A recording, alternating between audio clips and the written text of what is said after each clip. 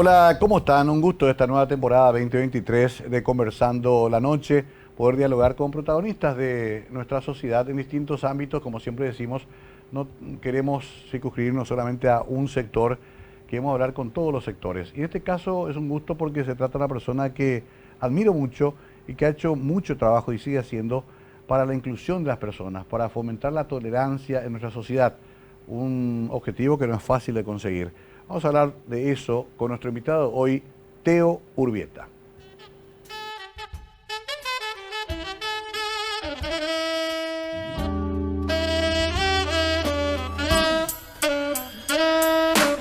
Teófilo Urbieta González, nacido en Asunción el 30 de julio de 1983, de profesión abogado. Además, es activista por los derechos de las personas con discapacidad. Cursó sus estudios secundarios en el Colegio Goethe, en el bachillerato en Ciencias y Letras. Egresado de la Universidad Nacional de Asunción, de la carrera de Derecho, realizó un máster en Políticas Públicas y Sociales en la Universidad Pompeu Fabra, Johns Hopkins University, Barcelona, España. Entre los grandes aportes que hizo a través de su trabajo, se puede mencionar su labor en el 2012 para el Programa de las Naciones Unidas para el Desarrollo, como especialista para la gestión de procesos de inclusión en la función pública a personas con discapacidad, así como también su aporte en la Unión de Rugby del Paraguay, Maximus Project, como coordinador administrativo para la promoción del deporte paralímpico en la disciplina de rugby en silla de ruedas y fitness, del 2012 al 2014. En el Banco Interamericano de Desarrollo estuvo desde abril del 2015 hasta agosto del 2016. Fue consultor de estrategias para cumplimiento del Plan de Acción de Gobierno Abierto. En 2018 tuvo su paso por el Instituto Municipal de la Discapacidad como asesor en proyectos de accesibilidad y atención a personas con discapacidad en Barcelona, España, del 2019 al 2020. Estuvo trabajando en la Fundación Saraquí. Fue coordinador de sostenibilidad en el Ministerio de Hacienda. Actualmente es gerente de asuntos corporativos y sustentabilidad en las Tacuaras S.A. Además tiene varias distinciones como el Premio Bienal Alpi, ejemplo de superación y de vida para otras personas con discapacidad, Asociación Alpi Argentina 2011, Joven Sobresaliente, categoría Superación y Logros Personales, Cámara Junior Internacional 2012. Recibió un reconocimiento del Gobierno Nacional por la dedicación, mérito y ejemplo para la Juventud Paraguaya 2014.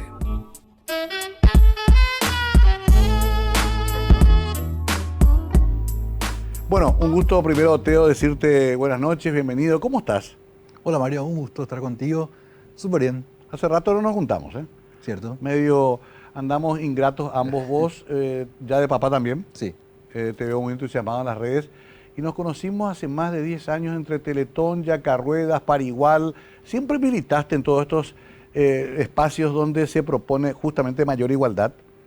Sí, realmente se da mi trabajo en activismo por los derechos de las personas con discapacidad terminando yo el colegio. Yo entré en un colegio donde era la única persona con discapacidad, muy ajeno a todo lo que vivían las personas con discapacidad en el día a día. Y me toca ir a un congreso que acompaña a mi papá, donde hablaban de educación en general, y una persona en particular toca sobre los datos de personas con discapacidad que terminaban en el colegio. Y la cifra era realmente asombrosa. Básicamente indicaba que yo era la única persona que lograba culminar el colegio. Entonces me acerco a esta persona y le digo, che, estas estadísticas están erradas, es imposible. ¿Cómo yo no me voy a estar en esa situación de privilegio? Y como que se ríe y me dice, bueno, te invito a que participes de otros espacios y vas a conocer un poco más sobre el colectivo y qué sé yo, ¿verdad? Entonces me voy involucrando.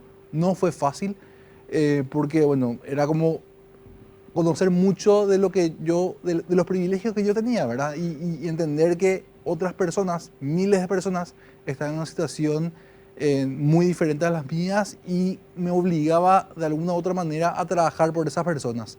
A partir de ahí, asumiendo esa situación de privilegio, a pesar de la discapacidad que tengo, me doy cuenta de esa situación y comienzo a trabajar por los derechos de las personas con discapacidad.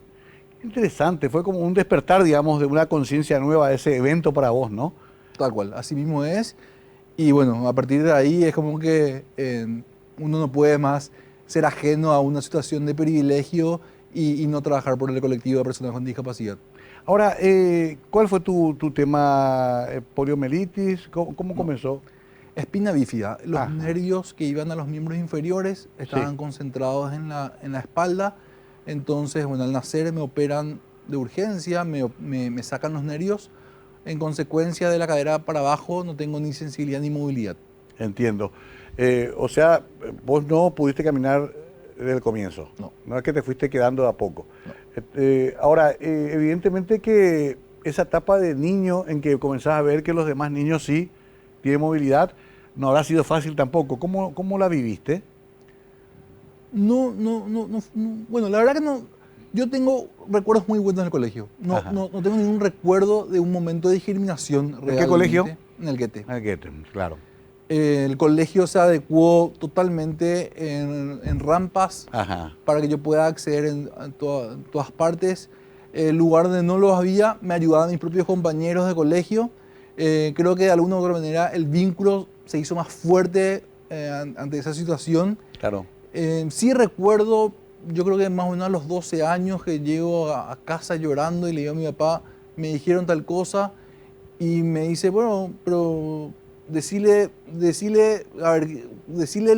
algo similar como para mostrarle que él también tiene alguna situación como tal, ¿verdad? Entonces, era un colegio alemán, imagínate, todos éramos blancos, rubios en general, y la persona que me había dado esa ofensa, digamos, era una persona de piel oscura. Ajá. Entonces, bueno, negro, ¿verdad? Y bueno, mis marcantes siempre estuvieron vinculados a mi discapacidad. Ah, sí.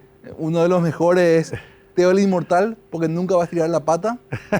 Y obviamente este compañero es negro y es conocido como negro. Como el negro, claro, Sí. que siempre hay uno que le decimos el negro, ¿no? Sí, Claro, o sea, no se dramatizaba tampoco ese tema, más bien se lo manejaba con bastante amplitud. Sí, ahora que soy papá, uno de mis compañeros me dice, bueno, ya no veo la hora en que Joaquín pueda caminar y decirle, a la pucha, te adelantaste a tu papá.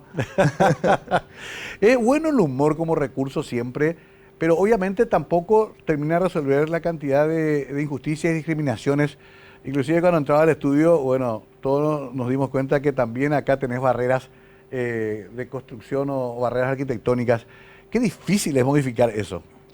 Sí, y bueno, el humor es bueno siempre y cuando haya un espacio de mucha confianza. Correcto. No es lo mismo que me diga eso alguien que me conoce y que me da sobre todo un trato de igual a igual y que hace hasta lo imposible para que yo pueda estar partícipe en todas partes, que una persona a quien no tengo una relación que me haga un comentario como esto. Ahí Correcto. sí puedo ofenderme y realmente no me causaría para nada gracia, ¿verdad? Entiendo, eso es buena aclaración. Sí. Ahora, y lo otro, el tema de esta larga lucha por hacer entender, no hemos logrado ni que dejen de estacionar sobre la vereda los autos. Es una campaña de tu papá hacía mucho en las redes. Sí. Sí. Ni eso hemos logrado. Bueno, un punto también acá muy importante es que mi papá también siempre me inculcó o me hizo entender de la situación de privilegio que yo estaba. Me acuerdo que yo tenía alrededor de 15 años, mi papá me enseñó a manejar un auto ya adaptado para manejar todo con las manos. Sí. Lo hacíamos dentro de una propiedad que tenemos, no manejaba en la calle. Correcto. Pero al momento en que me entregó la llave del auto, quien me obsequió ese vehículo, me dice, bueno, que esta llave signifique la oportunidad que generes otras oportunidades a otras personas para que también puedan manejar, ¿verdad? Entiendo. Claro. Y otra gran lección que me dio mi papá fue con el servicio militar obligatorio. Ujú. Era la época de hacer el servicio militar obligatorio. Sí. El CIMEFOR. CIMEFOR, Sí. exactamente. Y me dice, bueno, presentate. Y si no te aceptan, no vuelvas. No me van a aceptar, papi. O sea, imposible Claro. lo que estás pidiendo. Claro. Bueno, y ve qué hacer. Vete, ve y anda ve a dónde irte. Bueno, obviamente me voy, no me aceptan, no tenía a dónde ir, me vuelvo a la casa. Inapto se suele decir. Exacto. Una frase dura también. También. Sí, inapto, que no es apto. Así mismo es. Mm. Y bueno, y comenzamos a reflexionar con mi papá de lo sucedido. Y me dice, pero vos no sos bueno o no podés quizás cumplir trabajos con las armas o con ejercicios bruscos, pero ¿acaso vos no podés cumplir esa obligación que tenés en la oficina? ¿Acaso vos no sos un buen dactilógrafo? ¿Acaso vos no tenés capacidad de redacción? ¿Por qué vos no vas a cumplir con tu obligación que tenés? Y sobre todo, ¿quién es el militar para decirte que vos no sos apto para algo? Vos tenés que mostrar tu capacidad. Claro. ¿Cómo vas a volver simplemente con un no? Las Las limitaciones las pones vos, no un tercero. Qué interesante. ¿Y te fuiste otra vez? No, no, pero me hizo trabajar en su oficina. Claro, quedó como una lección de vida también. Bueno, de hecho tu viejo siempre estuvo vinculado un poco a esas cuestiones medio de gremialismo, militó en cuestiones sociales sobre todo. Ustedes son de la familia de Urbieta Baldovino, ¿no? Así es. Que además tu abuelo entonces fue un personaje también. También, sí. Sí. O sea, ¿lo conociste a él? Sí, lo conocí, sí. Y bueno, y algo muy interesante también de mi papá es que antes de que yo nazca, él ya estaba vinculado a organizaciones que trabajaban por la rehabilitación de personas con discapacidad. Ah, ya, o sea, él venía con un entrenamiento. Porque eso también es importante. Cuando se reinició Teletón, ¿te acordabas que todos tuvimos que reaprender hasta la terminología? Así es. Me acuerdo que vinieron unas normativas donde nos enseñaron a los comunicadores a hablar de personas con discapacidad y hablar de una cantidad de cosas que hasta en el lenguaje son muy discriminatorias. Así es. ¿Cómo fue esa vinculación que vos tuviste? ¿Te animaste también a poner la cara en Teletón? ¿Trabajaste con Parigual, con Yacarruedas, hicieron un gran trabajo? Pero es como que fuiste haciendo etapas y saliste. ¿Por qué? No salí. A ver, esto yo siempre lo hice como un voluntariado. Ok. Y el voluntariado significa mucha inversión de tiempo, Sí. que no siempre uno puede en todo momento de la vida, ¿verdad? No obstante, nunca estoy totalmente alejado del activismo. Extraño muchísimo estar más involucrado, pero por una cuestión laboral, por una cuestión también de compromiso, como bueno, bien mencionabas, hoy soy papá, no puedo darme el lujo de invertir tanto tiempo a temas de voluntariado como tal. Entiendo. Sí, eso es importante porque no hay tanta gente también que pueda disponer de ese tiempo para donarlo, ¿no? Y finalmente, y antes de la primera pausa, otra vez las personas con discapacidad son las más activas. Cuesta que la sociedad civil, ya supe, se involucre, a no ser que haya grandes movimientos como Teletón, que es un movimiento hasta de publicidad muy grande. Pero, ¿cómo ves hoy la sociedad? Última pregunta antes de la pausa. ¿Está un poco más involucrada o todavía cuesta con estos temas? Bueno, yo creo que siempre una vez que pases por sufrir un accidente, ahí te involucras. Sin embargo, creo que hay una leve conciencia. Ajá.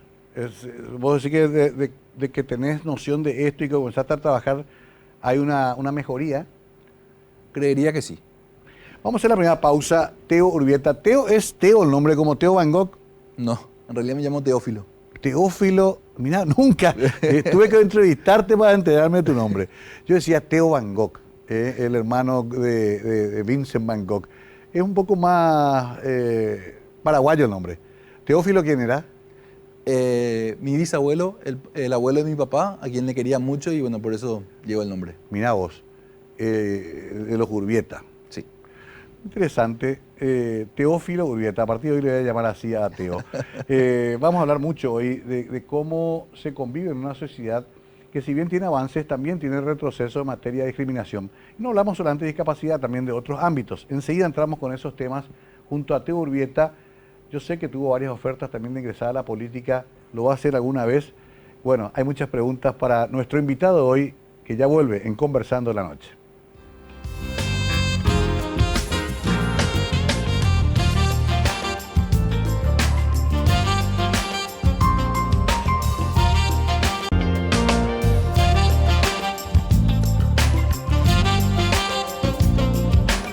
Estamos con Teo Urbieta, Teófilo ya a partir de ahora también, invitado especial. ¿Cuántos años tenés, Teo, ahora? 39. 39, una linda edad. La vida comienza a los 40, se suele decir. ¿Tu hijo cuánto tiene? Tiene 7 meses. 7 meses. ¿Dormís de noche? Ahora ya. Sí, porque por experiencia sabemos que los primeros 6 meses son difíciles, a veces un año. Obviamente te dio una nueva visión de la vida también eso, ¿no? Sí, claro. Antes uno se podía dar el lujo de estar con algo que no le gustaba del trabajo, tomaba la decisión de renunciar y Claro. qué es lo que tanto, ahora hay que pensar 2 veces. Claro. Eso también es interesante. Te metiste temprano en el mundo laboral, pudiste sustentarte ya desde joven, digamos.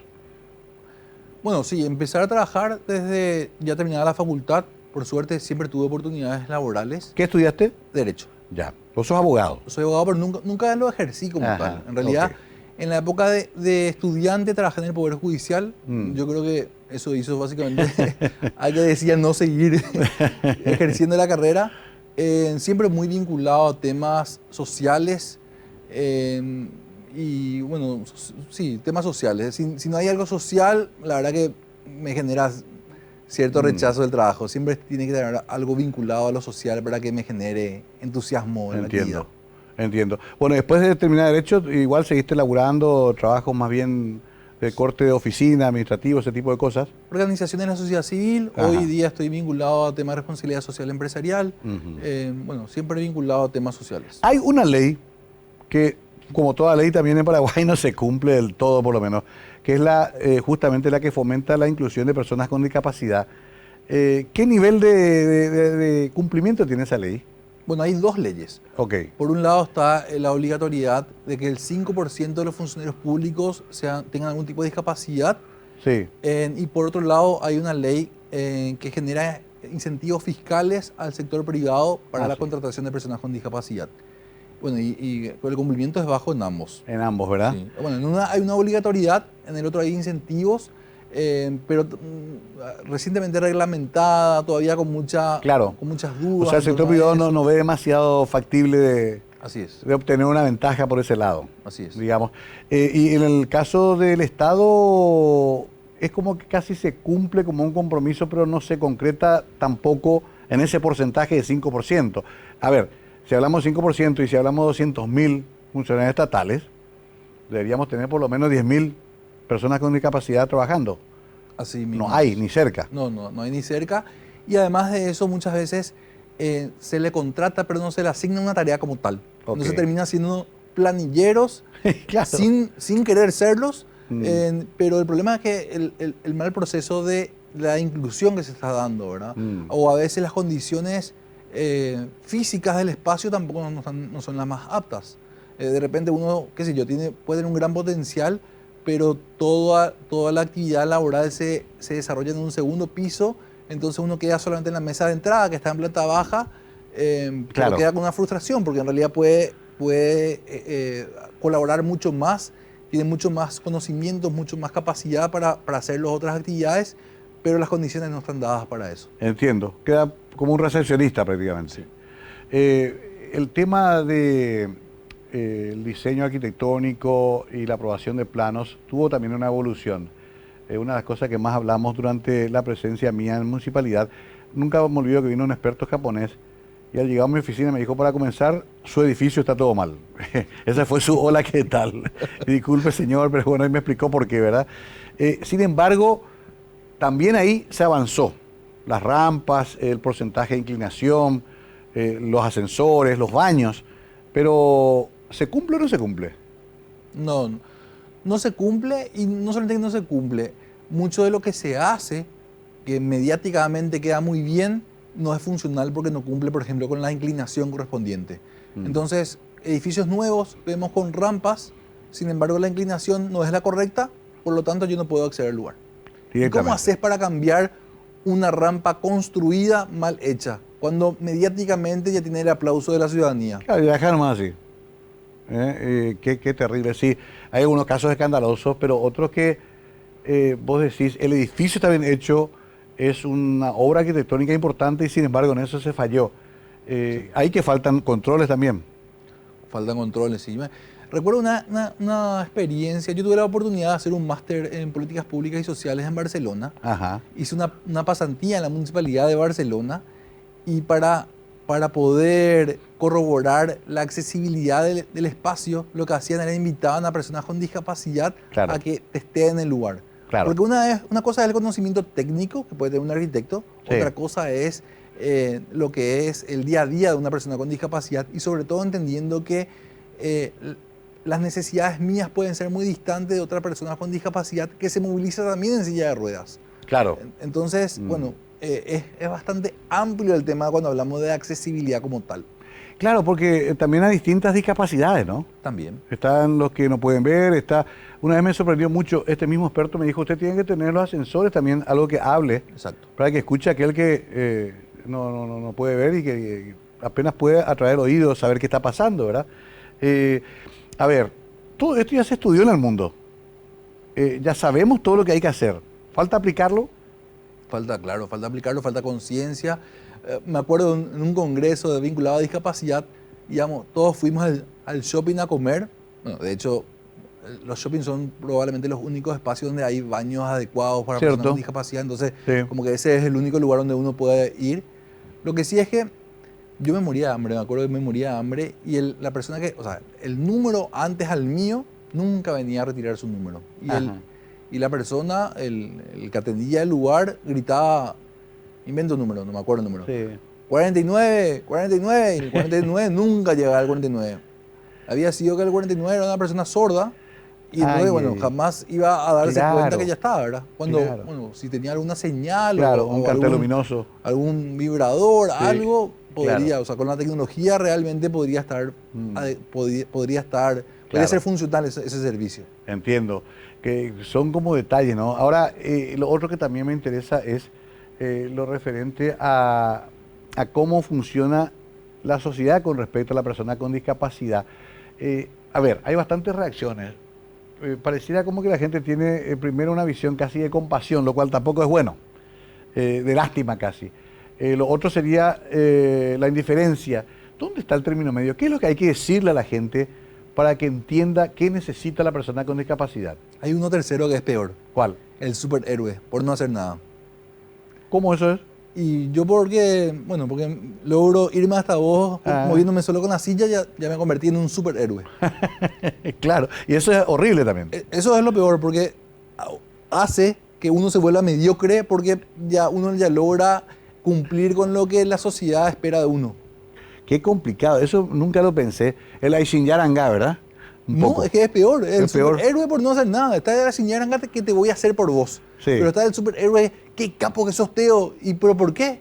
Porque estás escribiendo. Pero claro que puedo escribir si tengo funcionalidad total. Claro, sí.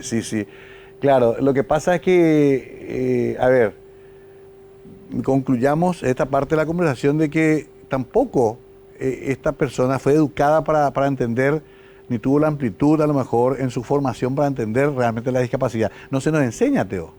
Ni en la escuela, ni en la facultad, no hay un lugar donde te digan, bueno, así se va a abordar este tema. Y por eso es tan importante los colegios que son hoy inclusivos, ¿verdad? Exacto. Ese poder compartir con personas con discapacidad dentro del aula, ponerse en el lugar del otro, entender que la persona con discapacidad, a pesar de la discapacidad, tiene muchísimas capacidades y puede valerse por sí mismo y puede aportar muchísimo a la sociedad. Es interesante. Tuve la oportunidad años atrás de ir a una pasantía a Río de Janeiro, sí, una organización que trabajaba por el sector de la discapacidad. Y bueno, yo estaba muy entusiasmado con la pasantía porque era un referente a nivel regional esta organización. Y llego y me atiende una señorita con síndrome de Down. Ella me presenta a la organización. Primero me habla de su historia de vida. Me cuenta que ella es licenciada en educación y que trabaja en un colegio. Y yo, ¿cómo es esto, verdad? Claro. Y ella tenía un PowerPoint lleno de fotografías y me iba narrando la historia de su vida, sí, y contándome lo que hacía hoy, ¿verdad? Realmente es licenciada en educación por una universidad brasilera y cumple funciones reales en un colegio, cumple las funciones de celadora, no enseña matemáticas, no enseña castellano, claro, es celadora. Cumple una función que ella sí puede cumplir, que es la de controlar que los niños lleguen a tiempo, que utilicen el uniforme correctamente, que la conducta de los niños. Claro. O sea, esas funciones ya puede llevar a cabo, lo cumple a cabalidad. Y bueno, tiene que cumplir con todas las obligaciones laborales que le establece la institución acorde a sus capacidades. O sea que si estuvieran dadas las condiciones, cualquier persona con discapacidad podría desarrollar normalmente la actividad que se le asigna. Tal cual. Interesante, ¿no? Porque a veces nos olvidamos de ese aspecto y buscamos la recepcionista, buscamos el héroe por haber simplemente trasladado un par de metros que decía Teo. Vamos a seguir hablando de esto. Quiero entrar un poco en la historia de Yacarruedas porque me tocó ir inclusive a participar de algunos encuentros y perdimos como en la guerra los normales. Vamos a preguntarle por qué a Teo, entre otras cosas. Ya volvemos con más de Conversando la Noche.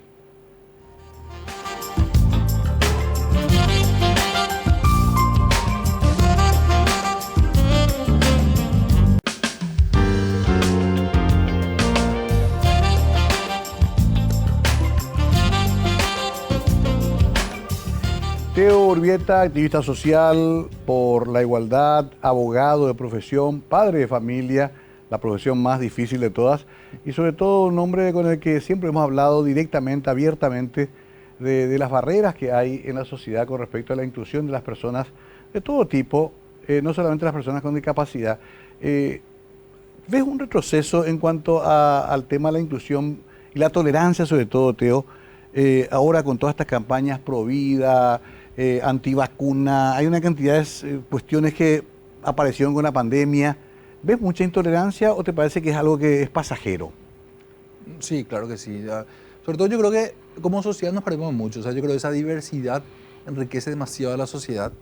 Y bueno, rechazando al diferente o al que piensa diferente, creo que como sociedad estamos perdiendo mucho. Sí, evidentemente que también se mezcla lo religioso, lo supersticioso, hay una cantidad de elementos culturales también, ¿no? Sí, bueno, esto ya algo más de fondo y más de lo que está sucediendo hoy. Creo que se utiliza también mucho eso para mentir a la sociedad, porque hay textos que no existen y se toman definiciones que no están. Claro. Y simplemente uno sigue a sus, no sé, a las personas a quien siguen normalmente y dan un comentario como tal y sin leer asumimos cosas, ¿verdad? También demuestra cómo asumimos cosas desde el desconocimiento y tomamos decisiones sin conocer a profundidad de lo que hay detrás de todo esto, ¿verdad? Claro, finalmente un problema de educación, ¿verdad? Sí. Justamente lo que tenemos que reformar es lo que ya origina el problema de entrada. Ahora, dos cositas rápidas antes de preguntarte sobre Yacarruedas.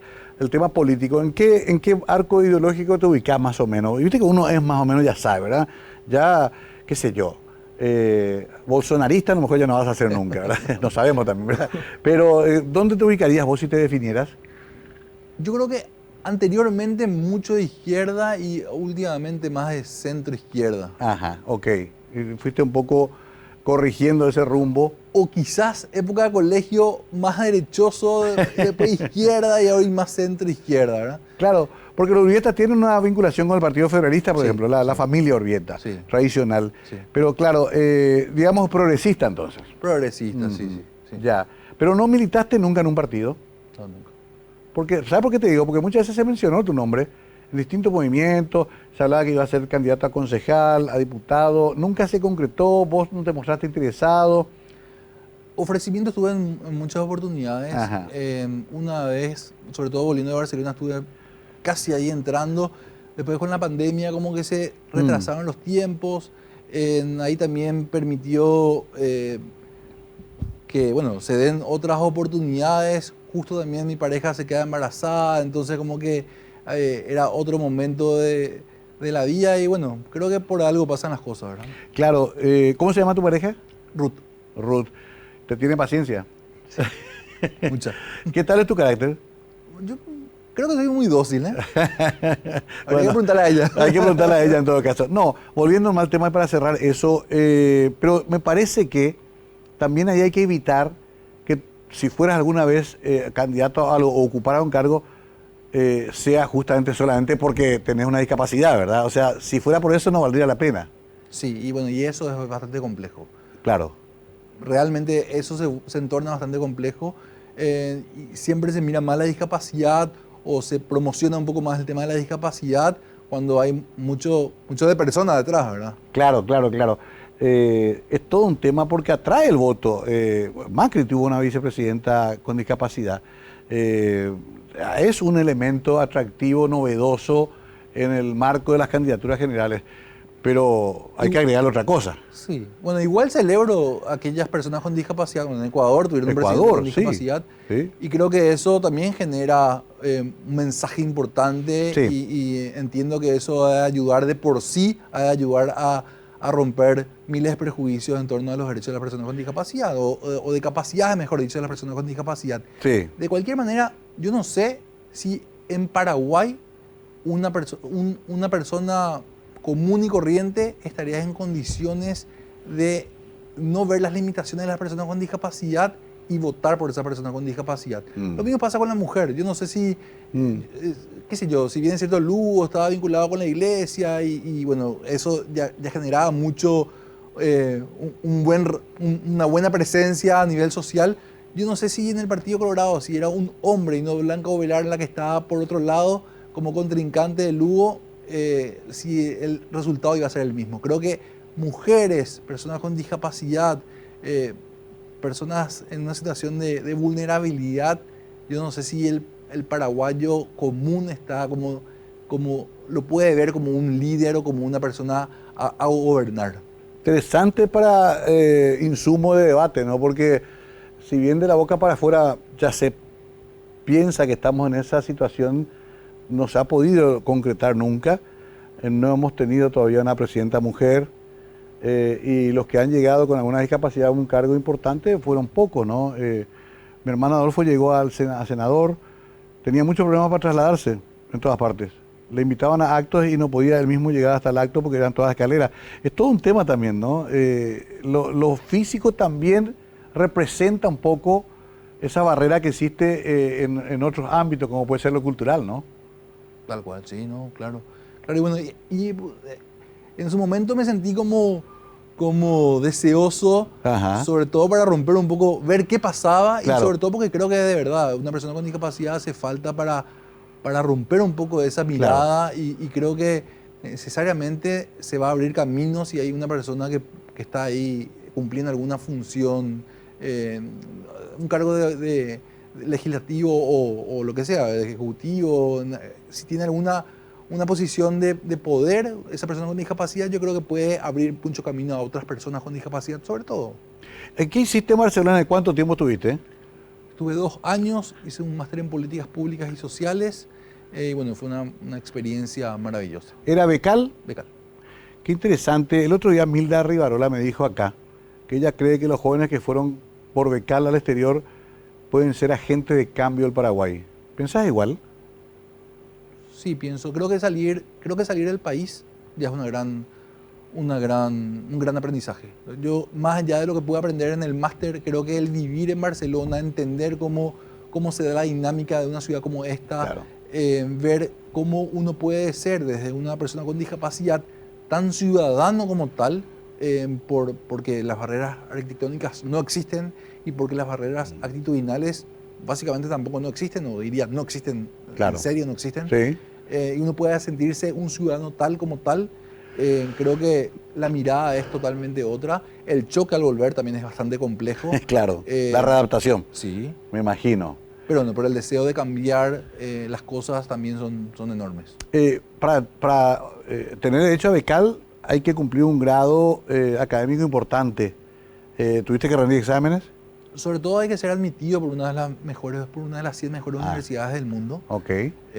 Y eso, ahí en realidad miran muchas cosas, desde las propias notas de la universidad, como también los trabajos en voluntariado que uno estuvo haciendo. Se envía un paquete de cosas. Es realmente, se miran dossier. miles de cosas, sí. Y bueno, en base a eso, una entrevista también, las entrevistas local y también con la universidad. Y bueno, ¿Dónde vivías allá? en un campus universitario. Ah, qué bueno. Qué experiencia, ¿eh? Sí. Qué experiencia. Bueno, evidentemente que esa fue una de tus tantas experiencias, pero igual también tu lucha, tu militancia en estos temas te ha llevado a viajar a muchas partes. Realmente En esos sí. viajes, ¿ves siempre que hay una desventaja de Paraguay en general con respecto a cómo están los demás países en este tema? Bueno, depende a dónde uno va, ¿verdad? Europa, bueno, París, por ejemplo, en realidad me fui por turismo a París Sí. cuando estaba en Europa. Y París es una ciudad sumamente poco amigable Sí. a personas con Mucha discapacidad. escalinata, mucha... El transporte público Ajá. no es muy amigable, muchas barreras. El parisino tampoco no era Muy muy amable, solidario, muy cierto, amable. cierto. Eh, O sea, por más de que sea París, estamos hablando más de que una sea capital París. mundial, ¿verdad? Exacto. Pero bueno, de Sudamérica diría que igual las condiciones tampoco no son muy amigables. Muchas veces uno pasa la frontera bueno, Foz de Iguazú ya es muy diferente a lo que sería Cierto. propia Asunción. Hay muchísimo por hacer, ¿verdad?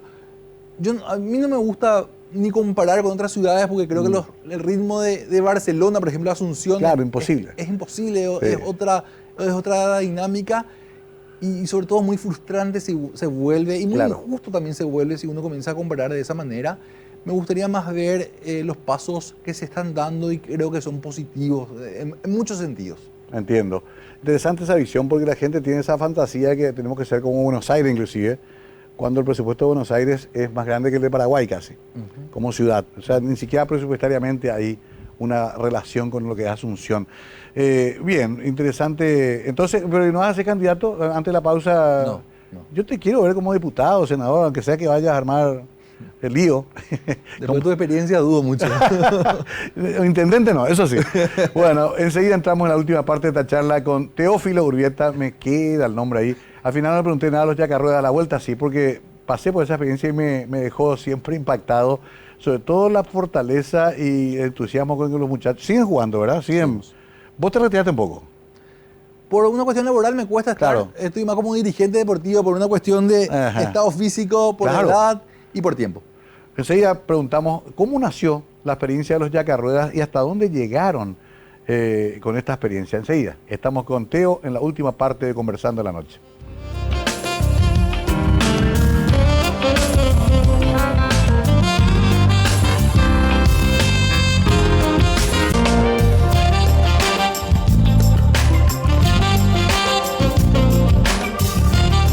Teo Urbieta con nosotros, activista social, abogado, pero sobre todo un ciudadano que pretende mejores condiciones para todos y todas en una sociedad que es muy excluyente en todos los sentidos. ¿Cómo se llama tu hijo? ¿Cómo le pusiste? Joaquín. Joaquín. Ya tenés dos hermanas mayores vos. Sí. Ya, ellas no están acá. No. O sea, vos fuiste el único que te quedaste acá, te dejaron solito acá. Y tu mamá y tu papá, obviamente están todavía, lo conozco a tu papá. ¿Qué tal tu vinculación con tu mamá? No hablaste casi de ella. Bueno, la relación con mi mamá es cortar el cordón umbilical, creo que nunca se va a dar. Pobre mi pareja que tiene que lidiar con la suegra tan cercana. ¿Cómo se llama ella? Mi mamá María Isabel. María Isabel González. Sí. Mira vos. Sí, porque, claro, con la mamá es otra historia, ¿no? No, porque me contaste la nota a tu viejo nomás y me quedé pensando, ¿qué hace ella? Bueno, algo que es importante mencionar a mi mamá, por ejemplo, es que al nacer yo, ante la situación como Sí. esta, mi papá entra en una depresión. Las expectativas de vida que le dan los doctores eran de 19 años de vida, que no me iba a poder sentar. Y mi mamá le dice al doctor que yo iba a poder sentarme, que iba a poder hacer mucho más cosas y iba a vivir mucho más tiempo. Y mi mamá no es solamente una persona muy creyente que se puso a rezar en Dios. Sí. Además de eso, entregó su vida para que yo pueda hoy estar aquí, para superar la edad, tener una buena salud. Dejó de tener vida social, digamos, y dedicarse al cuidado mío. Dedicarse a tener la suerte también yo de poder ir a Brasil y acompañarme ella a tener una rehabilitación de calidad, ¿verdad? Claro, o sea, se dedicó plenamente al Se tema. dedicó plenamente a eso. Hoy nos cuesta muchísimo cortar ese cordón umbilical. Claro. Está pendiente en todo momento de cada paso que doy, o cada rodazo que doy, mejor dicho. Pero bueno, sin ella mi calidad de vida no hubiese sido la que tengo y hoy no hubiese estado aquí, ¿verdad? Y la hiciste abuela además. Le dice, bueno. Qué bárbaro, qué historia fabulosa y qué difícil es comprender ese nivel de entrega, ¿no? Solamente las madres hacen eso. por una cuestión hasta de naturaleza posiblemente, ¿no? Cuesta para nosotros los hombres entender eso. Bueno, con la suerte que yo tuve, como que la vara de mis padres es tan alta que digo, pucha, con Joaquín no sé qué tengo que hacer. Claro, claro. Entregar Sí. la vida. Sí, ahí sí debe que ser héroe, Sí. como decías antes. Los yacarruedas, ¿en qué momento se les ocurre jugar una especie de rugby con silla de ruedas y por qué? Bueno, es rugby en silla de ruedas. Es directamente. Sí, y se da a través de una cooperación de USAID. Ajá. Por un tiempo determinado. Se estaba eso desarrollando a nivel Latinoamérica. Una vez que termina la cooperación, bueno, dijimos, esto tiene que continuar porque realmente era algo que cambió vidas. Hay que Claro. reconocer que realmente cambió vidas ahí. Compañeros en que tenían, por ejemplo, diabetes y quedaron en silla de ruedas, amputación de piernas, participaron de eso, entraron a los yacarruedas en un momento de una depresión tremenda. Esto le cambió la vida. Tanto así es que de repente los médicos decían, bueno, no puede más jugar porque es un riesgo enorme que tenga una lesión aquí Claro. y que termine con una infección y termine con una muerte incluso. Y me decían, pero me sacan del rugby y me están matando antes de. Claro. Y bueno, sucedió eso. Qué Tuvo un increíble, accidente y bueno, falleció, pero podemos hoy decir que falleció contento haciendo lo que le gustaba. Claro. Y le cambió la vida. Y así hay historias, miles de ellas. Muchos accidentados también, ¿no? Muchos vienen por accidentados, muchos vienen en una situación de depresión y realmente esto es una herramienta de inclusión social básicamente, ¿verdad? De empoderamiento de derechos. Claro. A partir de ahí uno dice, bueno, tengo derecho a practicar, tengo derecho a que el transporte público sea amigable a mis condiciones Claro. para que yo pueda llegar aquí y que la Secretaría Nacional de Deporte me brinde un lugar donde yo pueda realmente practicar este deporte porque me cambia la vida y esto es lo que la razón de ser hoy día. Se fueron a jugar afuera y todo, ¿no? Tuvimos varias participaciones a nivel internacional, no con los resultados probablemente los mejores, Ajá. pero hay que entender que esto lo hacemos en forma totalmente empírica, Claro. amateur, no como lo hace por ejemplo Brasil, que son jugadores pagos, Ya tiene su liga. tienen su liga, son jugadores pagos, tienen la presión como tal de traer trofeos, y bueno, es algo que aspiramos a hacer un deporte de alto rendimiento. Para ello necesitamos apoyo gubernamental, apoyo de las empresas, apoyo de la propia ciudadanía, Claro. de romper los prejuicios en torno a las capacidades de las personas con discapacidad. Eso, bueno, cuando te invitamos creo que te fuiste en carácter de intendente. Sí. Y la idea es, hacemos mucho esto con las autoridades, porque ayuda a romper un poco los prejuicios que hay en torno a las capacidades de las personas con discapacidad y en base a ahí poder construir políticas públicas que beneficien a los derechos de las personas con discapacidad. En realidad me fui dos veces, primero como comunicador en Teletón y después como intendente. Y en ambos casos me sentí muy frustrado porque no tenía la capacidad que tenían ustedes por el entrenamiento, ¿no? Brazos, movimiento rápido, reflejos. ¿Cuánto? ¿5 por lado era? 4. 4 por lado, ok. ¿Y tiempos de cuántos minutos? Son 4 tiempos de 10. De 10. Y sin embargo terminaste extenuado. Parece corto, pero hay que laburar mucho y sobre todo el hecho de que cuando te sentás en esa silla y jugás ese deporte, parece que recién te colocás en el lugar real de la persona con discapacidad, ¿no? Creo que esa es la utilidad de eso, de invitar también a personas que sin tener discapacidad tienen que disputar de igual a igual con personas que tienen mejor manejo, por ejemplo, del deporte, ¿no? Sí, y también interesante porque normalmente empiezan jugándonos despacito, con miedo de golpearnos, entonces siempre decimos, bueno, entrémosle fuerte para que esto empiece a ser divertido, ¿verdad? Claro, claro. Y obviamente, bueno, tenemos conocimiento de cómo manejar las sillas, entrenamos periódicamente, entonces claramente somos superiores, pero es interesante cómo también desde ponerse en el lugar del otro, desde la silla de ruedas uno puede divertirse, compartir un espacio y bueno, ver que a pesar de la discapacidad tenemos capacidades deportivas. Solamente para redondear eso, ¿todavía siguen jugando? Seguimos. ¿Y dónde podemos encontrar calendario, cuando juegan? ¿Dónde tienen una página, algo, una red social? Estamos en las redes sociales, Ok. tanto en Instagram como en Facebook. Como Yacarruedas con como Y. Yacarruedas, con Y y con K. Con K, ok. Para que la gente que está viendo busque. Tal cual. Entramos en los últimos minutos de juego. Todo este proceso que hiciste en tu vida, necesitaste ayuda psicológica, espiritual, fuiste acompañando con una tarea espiritual particular o fuiste una persona hecha por vos misma y por tu familia? Bueno, psicólogo yo creo que todo el mundo necesita. Claro. Y de hecho visité más de una vez. Sí. Sin embargo, creo que mi familia, mis padres me dieron las herramientas suficientes como para poder valerme por mí mismo. Ajá. Y bueno, superarme día a día. ¿Y la relación con un ser superior? Y existe, pero no es tan estrecha. Creo, pero hasta ahí. No, porque mencionaste que tu mamá, Sí. además de poner toda la acción, también tenía mucha fe, digamos. Sí. Se apoyó mucho en eso. Con los tiempos también entendí algo interesante. Mi papá siempre me estimuló a superarme día a día. Sí. Que está muy bueno. Sí. Pero también es bueno reconocer las limitaciones que uno tiene y que no todas las barreras tienen que ser superadas. También uno tiene que entender que uno tiene limitaciones y vivir bien con sus limitaciones. No pasa nada si uno no llega a la cima de la meta, sí haber intentado y sí entender que de diferentes maneras uno llega a la cima. No hay solamente una sola forma de llegar hasta ese lugar. Interesante para administrar los pequeños fracasos también, ¿verdad? Tal cual. A mí cuando llegué a Teletón la primera vez me dijeron, todos tenemos alguna discapacidad. Pensá en alguna tuya. Y la primera que pensé es no sé bailar, ¿verdad? Porque es un desastre. Por eso soy disc jockey, ¿verdad? Porque me escondo detrás. Pero me gustó el concepto, ¿no? Porque ahí sí entonces comenzamos a pensar que todos tenemos que de alguna manera aceptar también ciertas limitaciones, que es lo que decías recién. En un momento dado tuviste así una situación en que dijiste, qué cagada esto que me pasó, qué rabia, ¿por qué no soy igual que este Mario Ferreiro que se fue a ser intendente?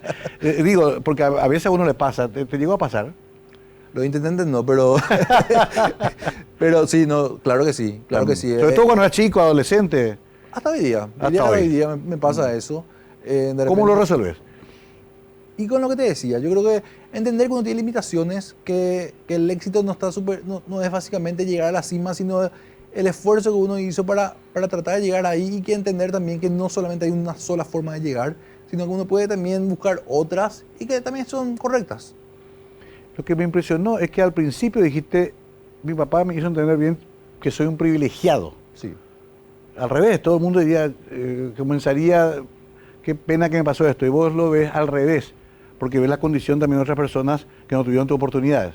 A veces tampoco no veo, ¿verdad? A veces también siento que, la vida me engañó, estoy en una situación, pero cuando veo las historias de Teletón, cuando veo personas con discapacidad en los semáforos, cuando veo a los compañeros de rugby y veo los esfuerzos que hacen para llegar hasta ahí, yo vengo con un auto adaptado, que recientemente cambié de hecho el auto y bueno, vivo con mi pareja y tengo un hijo y tengo una familia que me apoya.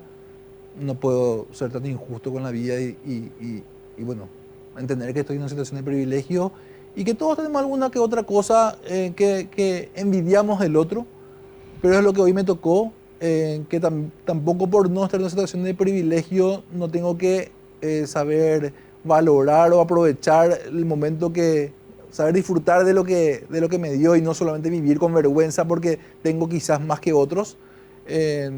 Pero la obligación de construir un mundo mejor tengo bien instaurado. A veces me olvido y bueno, vivo un poco en forma egoísta, también es cierto, pero cada tanto tengo que recordarme de esa situación de privilegio y no, así como bien decías en la nota, cada vez estoy un poco más alejado del activismo y no debe ser así. El activismo debo continuar, hacerme de tiempo, renunciar quizás a otros tiempos, pero siempre acordándome el lugar en que estoy y la obligación que tengo para con la sociedad. Teo Urbieta, hoy siento que nos conocimos un poquito más. Ojalá sigamos así. Gracias por venir. Gracias a vos. Ahí estaba Teófilo, desde hoy lo voy a llamar así. Qué historia, ¿no? Y qué mucho para pensar a partir de esta entrevista. A mí por lo menos me deja varias asignaturas pendientes y para generar también ideas que generen finalmente, que produzcan finalmente un mundo mejor para todos. Gracias por acompañarnos. Gracias, Teo. Gracias a vos. Hasta la próxima, aquí en Conversando en la Noche.